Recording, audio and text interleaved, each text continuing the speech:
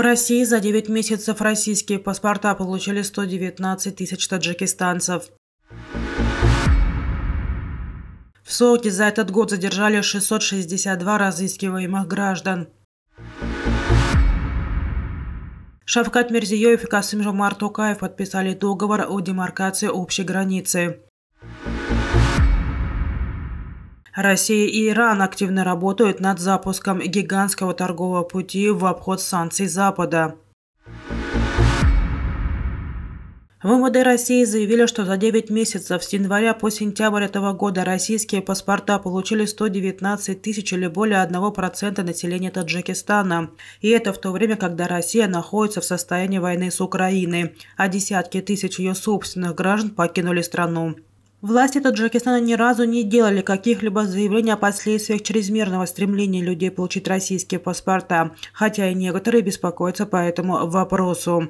В то же время трудовые мигранты считают наличие российского паспорта единственным удобным способом работать и жить в России. Самое большое количество полученных таджикскими гражданами российских паспортов выдано в июле-сентябре этого года. В среднем российское гражданство получает ежедневно до 500 таджикистанцев, за 90 дней более 40,5 тысяч. При этом количество иностранных граждан из других государств, которые хотели бы получить российское гражданство, с началом войны в России и в Украине заметно уменьшилось.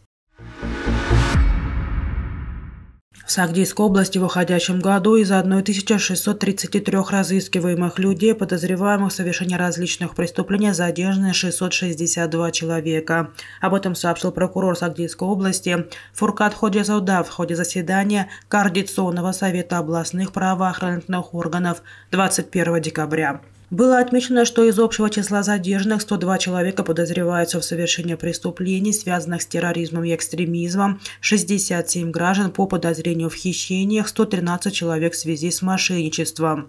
Также отмечалось, что из общего числа задержанных 30 были арестованы правоохранительными органами в других странах и экстрадированы в Таджикистан. В частности, 27 человек были арестованы в России и 3 других были возвращены из Узбекистана, Казахстана и Азербайджана. Президенты Узбекистана и Казахстана Шавкат Мирзиёев и Касым-Жомарт Токаев в четверг подписали договор о демаркации общей границы. Об этом сообщила пресс-служба узбекского лидера. Токаев 21-22 декабря находится с госвизитом в Узбекистане. Президент Узбекистана Шавкат Мирзиёев и президент Казахстана Касым-Жомарт Токаев подписали исторические документы, договор о союзнических отношениях и договор о демаркации узбекско-казахстанской государственной границы, говорится в сообщении. Кроме того, на уровне правительств, министерств и ведомств крупных компаний двух стран подписано 15 документов, предусматривающих дальнейшее наращивание многопланового сотрудничества, добавили в пресс-службе Мирзиёева. Протяженность границы между Казахстаном и Узбекистаном превышает 2,1 тысячи километров. Переговоры по ее демаркации стороны начали в 2003 году. Россия и Иран активно работают над запуском гигантского торгового пути, который соединит Россию с Индийским океаном, упростив таким образом доступ ее компаниям на азиатские рынки. Протяженность нового торгового пути составит около 3000 километров и свяжет Санкт-Петербург, Москву через столицу Ирана Тегеран с конечным пунктом в индийском Мумбаи. Обе стороны активизировали строительство сопутствующей инфраструктуры, а также вкладываются в расширение транспортных мощностей портов, речных каналов и железнодорожных путей на протяжении всего торгового пути. Инвестиционный проект превышает более 20 миллиардов долларов, но его главное преимущество – он практически неуязвим перед санкционным давлением западных стран, сообщает агентство Bloomberg.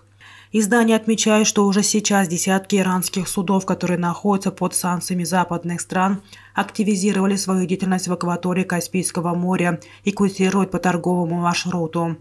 Сближение Ирана и России агентство называет ярким примером того, как крупные державы готовы менять устоявший экономический ландшафт в попытке организовать геополитические блоки.